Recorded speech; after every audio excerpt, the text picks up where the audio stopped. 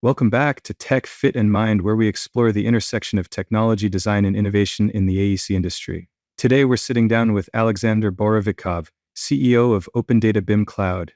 Alexander is leading the charge in cloud-based AEC workflows, particularly around Revit, and he's got some fascinating insights into the future of technology adoption, automation, and work-life balance. Let's dive in. So, Alexander, let's start with a little background.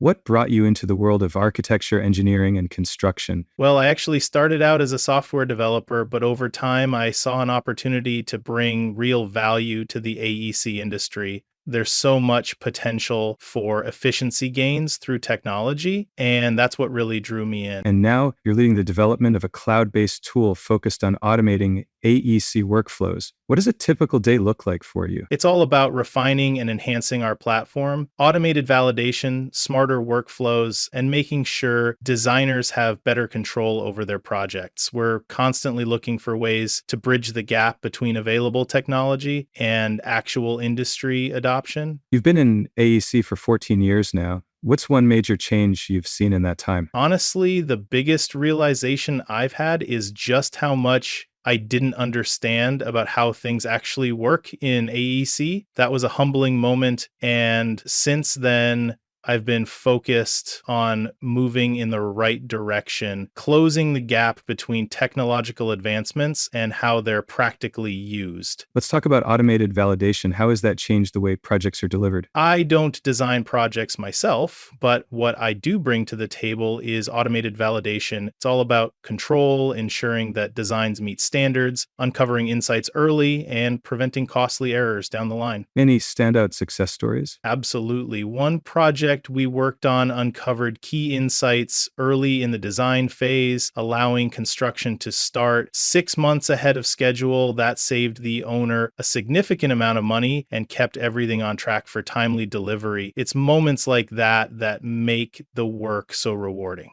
Looking ahead, where do you see AEC technology evolving in the next few years? I'm actually not as optimistic as some. The biggest challenge isn't the tech itself, it's adoption. There are a few standout projects, but they're more exceptions than the rule. The focus really needs to be on implementing and optimizing existing technology rather than constantly chasing new innovation. If you could introduce one game-changing feature, what would it be? A true multi-user mode, kind of like how online gaming works, a platform where multiple designers can collaborate on a model in real time, seamlessly and without conflicts. That would completely transform project workflows.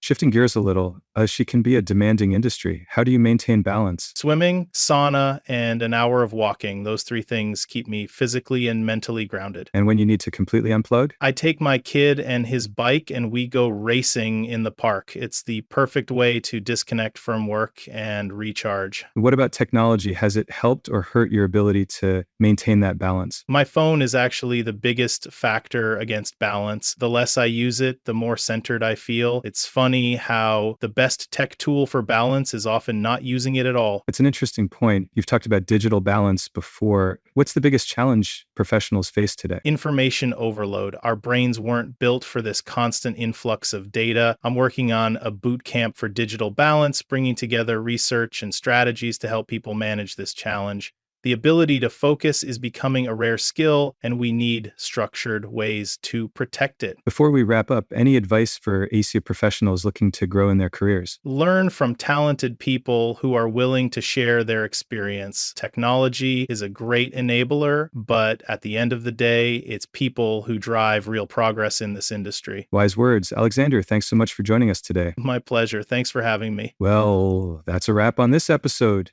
Huge thanks to Alexander Borovikov for sharing his insights on automation, digital balance, and the future of AEC tech. If you enjoyed this conversation, don't forget to subscribe and share it with your colleagues. We've got more great discussions coming your way, so stay tuned. Until next time, keep innovating, keep building, and we'll catch you in the next one.